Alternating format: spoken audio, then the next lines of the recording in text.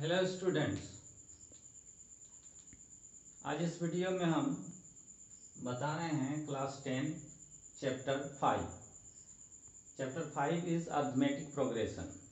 तो first of all we want to know that what is arithmetic progression. Arithmetic progression क्या है, इस बात को हम लोग जानेंगे। तो अरिथमेटिक प्रोग्रेशन को समझना not so hard, it is very easy.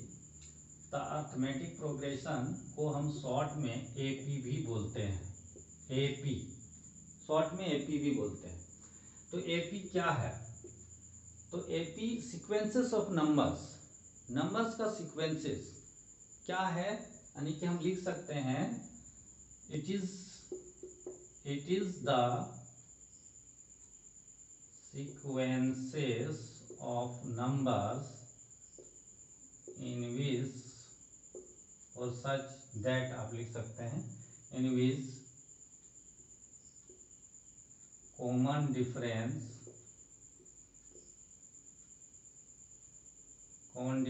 is same, in which common difference is same।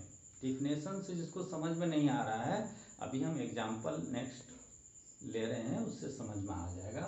It is the sequences क्या है? सीक्वेंसेस मीन्स ऐसा नंबर जो डिफिनिट ऑर्डर में हो, इनडिफिनिट ऑर्डर। सीक्वेंसेस मीन्स आप इसको डिस्क्राइब कर सकते हैं इनडेफिनिट ऑर्डर। जैसे कि फॉर एग्जाम्पल एक एग्जाम्पल हम यहाँ पे लिख रहे हैं, जैसे कि देखिए 3, 5, 7, 9, 21। अब देखिए यहाँ पे एक सीक्वेंसेस बना हुआ है डिफिनिट ऑर्डर में। क्या है? अब देखिए यहाँ पे आप लीजिए, ये जो है 21 में लास्ट कर गया है, इससे आगे नहीं है, इसका मतलब हुआ। अब देखिए यहाँ से यहाँ तक 3 से जब 5 में जंप किया तो कितना जंप किया? 2 जंप किया। 5 से 7 में अगेन 2 जंप, 7 से 9 में अगेन 2 जंप, यानी कॉमन डिफरेंस सब में कितना है? 2 है। ये एक सीक्वेंस में बढ़ते चला जाएगा। 9 के बाद 11, 11 के बाद 13, 13 के बाद 15, 17, 19, 21। तो इस सीक्वेंसेस या एक डिफिनिट ऑर्डर में है। यहाँ पे ऐसा नहीं 9 के बाद यदि आप 10 डाल देते हैं तो रॉन्ग हो जाएगा, ये एपी में नहीं आएगा। 10 के बाद 12 डाल देते हैं तो एपी नहीं आएगा। क्यों नहीं आएगा?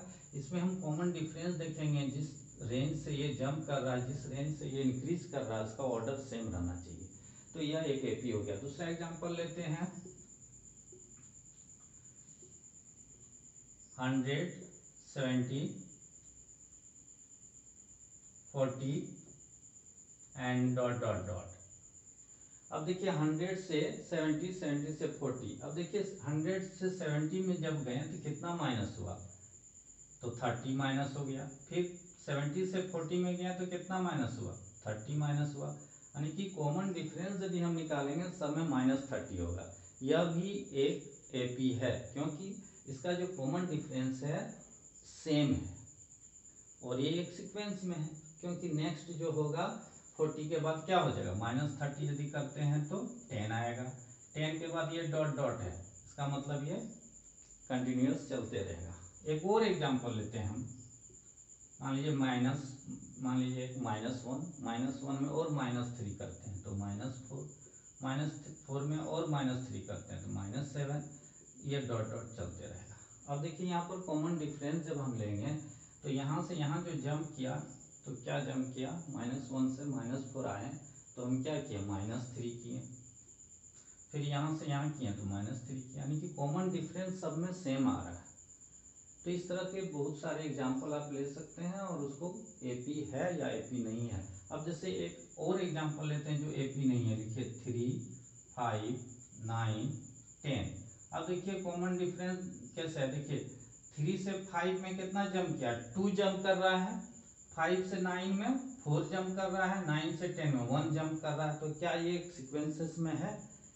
इस एक ऑर्डर में नहीं है, क्योंकि इसका कॉमन डिफरेंस दोनों तीन, ये इस दोनों के बीच या ये दोनों के बीच या ये दोनों के बीच, फर्स्ट सेकंड थर्ड जो है, इसके बीच जो कॉमन डिफरेंस है और इसके बीच जो कॉमन डिफरेंस है, इसके बीच जो कॉमन डिफरेंस है अलग अलग है। तो ये एपी नहीं है। तो एपी में होने के लिए क्या चाहिए हमको, कॉमन डिफरेंस सेम चाहिए। तो ये अब जो है एपी के टाइप्स हैं, types of AP. Types of AP यदि हम लेंगे, टाइप्स ऑफ एपी, तो there are two types. One is finite AP. Finite AP को कैसे पहचाने, और एक होता है इनफिनाइट एपी। सिंपल है फिनाइट एपी और इनफिनाइट एपी को समझना और रिकॉग्नाइज करना। फिनाइट एपी उस एपी को कहेंगे जिसका टर्म एंड हो गया। देखिए first example, look at your first example 3 5 7 9 dot dot last 21 से ये आगे नहीं बढ़ेगा क्योंकि स्टॉप कर दिए। ये फिनाइट एपी है जिसका टर्म एंड हो। फिनाइट एपी जिसका टर्म एंड नहीं हो, कंटिन्यूअस डॉट डॉट डॉट लिखा, मतलब इसका ऐसे चलते रहेगा। ये फिनाइट नहीं है, इनफिनाइट नंबर ऑफ सीरीज हो सकता है इसमें, मतलब इसी ऑर्डर में बढ़ते रहेगा। तो यही है फिनाइट एपी और इनफिनाइट एपी। अब एक what is the general form, general form of AP. So general form means किस ऑर्डर में ये एपी रहता है। जैसे कि हमने देखा कि हर एक में एक सेम नंबर ऐड करते जाते हैं, या तो हर एक में एक सेम नंबर माइनस करते जाते हैं। हमने 100 में माइनस किया, वही नंबर इसमें माइनस किया, वही नंबर इसमें माइनस किया, तो ये पी हो गया। अब जैसे कि इसका जो एक फॉर्म बनता है ए प्लस डी, डिफरेंस को ऐड कर दिए, फिर ए में 2d को ऐड कर दिए, ए में 3d को ऐड कर दिया। तो इस तरह से फर्स्ट टर्म, ये सेकेंड टर्म, ये यहाँ से फर्स्ट टर्म, ये फर्स्ट टर्म हो गया, ये सेकेंड टर्म हो गया, ये थर्ड टर्म हो गया, एंड ये फोर्थ टर्म हो गया। तो याद रखना है टर्म जो होता है, फोर्थ टर्म है तो 3d होगा, थर्ड टर्म है तो 2d होगा। जितना टर्म उससे 1d का नंबर कम होगा। अब हम क्या बता रहे हैं इसमें कि ये फर्स्ट टर्म ए को बोलेंगे, सेकेंड टर्म ए प्लस डी को बोलेंगे, और थर्ड टर्म ए प्लस 2d को, और फोर्थ टर्म तो और आगे इसी तरह चलते रहेगा। जैसे let us you have to find the A30 term. अब आपको A30 निकालना है। A30 मतलब 30 टर्म, तो ये हो जाएगा A प्लस 29D। ओके, अब आपको मैं आशा करता हूँ आप लोग समझ गए होंगे, जितना टर्म है उसमें A प्लस और 29, यदि 50 टर्म है तो A प्लस 49D। तो इस तरह से आप टर्म फाइंड कर सकते हैं। और जो रिलेटेड टर्म है नेक्स्ट बता रहे हैं। एपी में नेक्स्ट रिलेटेड टर्म है जनरल फॉर्म। जनरल फॉर्म के बारे में हम बता चुके हैं, फिर इसको थोड़ा सा एक्सप्लेन करते हैं। जनरल फॉर्म जैसे हुआ ए प्लस डी, ए प्लस 2d, ए प्लस 3d को हम बताएं कैसे फाइंड करेंगे, डॉट डॉट। ये इन्फिनिट नंबर तक चलते रहेगा। जैसे कि मान लीजिए ए ले लीजिए आप 5 और डी ले लीजिए 3, तो आपको जो मान वैल्यू फाइंड करना ए, तो ए तो 5 हो ही गया। अब ए प्लस डी यानी कि second term, A second is equal to A plus D, that is value of A 5 and D is equal to 3, so second term is 8. This formula can be used to find an AP if you have given the value of a first term and related difference, common difference यदि आपको दिया हुआ है।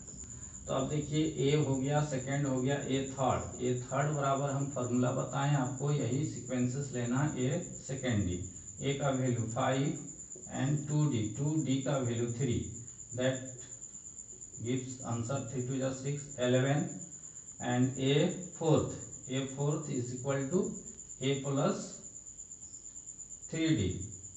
तो a का value हो गया आपको 5, 3 इंटू डी का वैल्यू 3, तो इसको इंटू करना है पहले, इन्हीं के पहले ऐड कर दें, 3 3 जा 9, 5 जा 40। सो AP resulting AP will be 5, second sequences 8, third 11, 14। मैंने इस जनरल फॉर्म से 4 सीक्वेंसेस फाइंड कर लिया। यदि और इसी तरह आगे फाइंड करना हो, you have to, if given that, find the A13 term or 15 term, A15, then A15 is equal to A plus 14D, and A is equal to 5 and 14D is equal to 3, so 5 plus 14, 3 is 42, we get 47, so 15 term is 47। तो इस तरह से general form, ये जो formula है एक तरह से सीक्वेंसेस है, ये इससे आप एक AP तैयार कर सकते हैं, फाइंड कर सकते हैं। अब कॉमन डिफरेंस चलिए कॉमन डिफरेंस तो ये D=3 दिया था, इसको हम कैसे फाइंड करेंगे लेते हैं। जैसे आपको ये एक सीक्वेंसेस दिया हुआ है, एक AP दिया हुआ है। चलिए कॉमन डिफरेंस बराबर D इज होता है A second minus A first, फिर D सेकेंड लेना है तो A second A third minus A second, और D थर्ड लेना है तो हो जाएगा A fourth minus A third. तो इस फार्मूला के अनुसार A सेकेंड, अब देखिए यहाँ पे A सेकेंड है 8 माइनस 5 इक्वल टू 3। अब देखिए A third is equal to 11 and minus A2 is equal to 8, that result is 3। And A fourth, where is A fourth, first second third fourth, 14 minus A third 11। अब देखिए जो 3 था वो common difference equal है, इसलिए ये AP है। तो स्टूडेंट्स इस तरह से आप कॉमन डिफरेंस AP का ये कॉन्सेप्ट हुआ, इस तरह से आप फाइंड कर सकते हैं। नेक्स्ट वीडियो में एक्सरसाइज।